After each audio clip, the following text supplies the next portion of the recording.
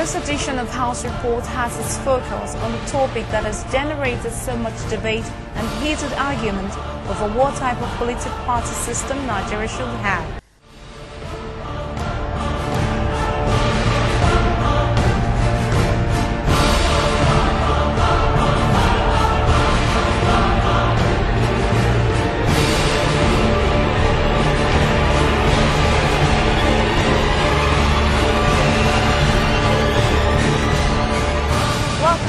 Report on NITV. Members of the House of Representatives were sharply divided on Wednesday over the bid to reintroduce a two-party system in the country.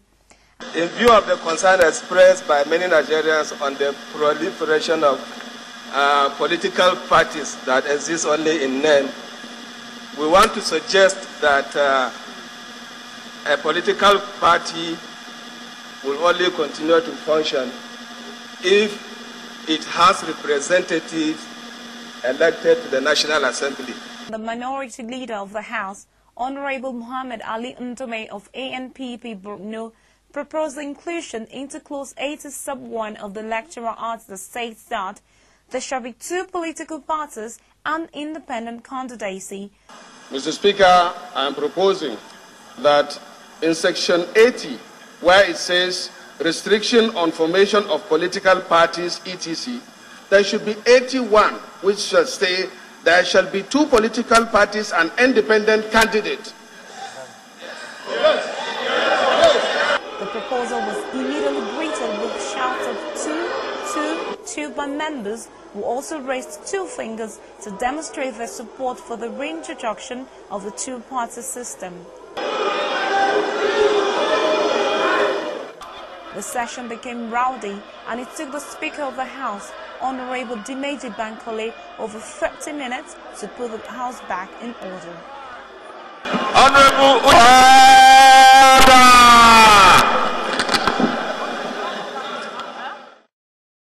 Honorable Ita Enang, Chairman House Committee on Rules and Business, believed that two-party system would infringe on the rights of Nigerians. Any suggestion or approval of a two-party system is a contamination of the Constitution and a contamination of the Electoral Act. Mr. Speaker, we all swore to protect and defend the Constitution, and any attempt by us would be a breach. The House was unable to reach a conclusion at the end of the day's session. Hence, the Honourable Speaker, Dimeji Bankole, said since the issue was important and sensitive, members should come along with their card to the next plenary to vote. On Thursday, the 13th May 2010, the next plenary, it was business as usual for the House members. The first motion of the day, which was abolition of post-university matriculation in Nigeria, was stepped down for Honorable Dino Melaye's matter on the construction of Onyx and Airport Road at over 257 billion naira. The private-public partnership PPP arrangement was dropped after a ceremonial program where the President commissioned the construction of the road. Further disturbed that there was no budget provision for the said constructions, yet the contract was awarded at a whooping and questionable price of 257 billion naira.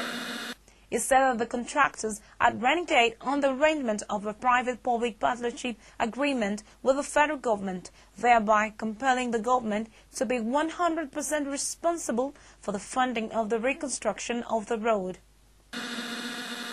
This House, the House of the Nigerian people, is therefore worried that similar roads within the north-central geopolitical zone of this country cost 1/3 of this outrageous amount. Honorable Dino moved that the House should resolve a committee to investigate the matter. This House therefore resolved to mandate the Committee on Federal Capital Territory to conduct an investigative hearing with a view to reevaluating the project, remeasuring the distance of the roads, determine a more realistic and market-driven price, determine the rates charged in comparison with other constructions within the North Central Zone, recommend prosecution of anyone found guilty in the award of these contracts and such other recommendations it may deem appropriate. Mr. Speaker, I so move. The motion was moved and accepted. Next on the agenda of the members was a consideration of report on the review of the 1999 Constitution. This issue, which has generated a hot debate since the previous plenary, continued with the members not being able to agree on the type of party system the country should run. Yes, Mr. Speaker, it's on record also that today, in an attempt to move from such two-party that was more or less autocratic in nature and giving people no opportunity to ventilate their political desire, the desire was so much that what we got was multiplicity of parties that we talk about 50 or more today. I agree very clearly also, Mr. Speaker, that quite a number of these political parties today do not have what it takes to be a political party properly so-called. But we will be committing the same political suicide in quotes should we now nosedive from 50 political parties to 2, like some people want to believe today, Mr. Speaker. Mr. Speaker, I stand on a very strong authority as a student of a political history of Nigeria, contemporary political history of Nigeria as such, and as a lawyer, to say that we will be setting yet another global record, because I'm yet to know of any country globally today, Mr. Speaker, that is practicing constitutional democracy that has limited itself to 2 political parties. It does not exist, Mr. Speaker. During the last election, when the results started coming out, I saw that most of these parties, they had nil against their names. 1 or 2 or 3 people will form a party only for the statutory grants they are collecting from the federal government. And what do we get? Honorable Mr. Chairman, I can categorically tell you that is a wastage of taxpayers' money. Currently, in most states of the Federation today, despite the fact that we have several political parties, you would only feel the presence of no more than 2 parties in a lot of states at the moment. In Lagos State, for example, you will only hear of Action Congress and PDP. Let me ask a question, honorable colleagues. Do we want a Hausa party? Do we want an Igbo party? Do we want a Yoruba party?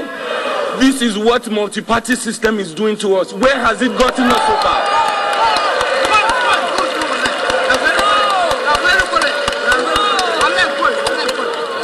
It's going to be a big paradox if we sit down here, over 300 members, asking for the contraction of parties into 2, where shades of opinion, where all the members here represent not less than 5 to 6 shades of opinion, political opinion in this house. It is a dangerous thing to ask all Nigerians to belong to party A or B, which is 2 parties. There are shades of opinion.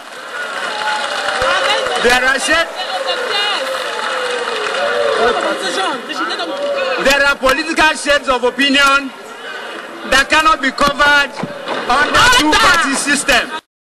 Boninge said that the House has come of age and that it should no longer take orders from anybody, no matter how powerful. Mr. Speaker, I have listened attentively since yesterday from the proponent of 100 parties, and I have not yet heard one solid argument as to the veracity of otherwise against the 2-party system.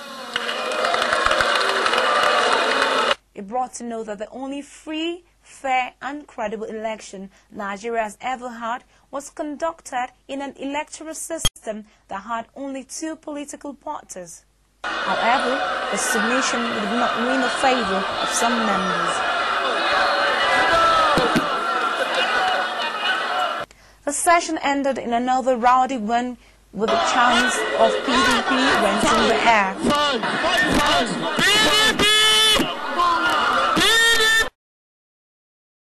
When the Speaker finally regained control over the House, he asked every member to go back to their words with a view to getting their people's opinion. The debate was adjourned until next week Tuesday when the House reconvened. Is it a two-party system or multi-party? We'll keep you posted. That's a take on this edition of the House Report. We'll bring you a fresh episode at the resumption of new plenary. I am Adeshayo Adebumi. Thanks for watching.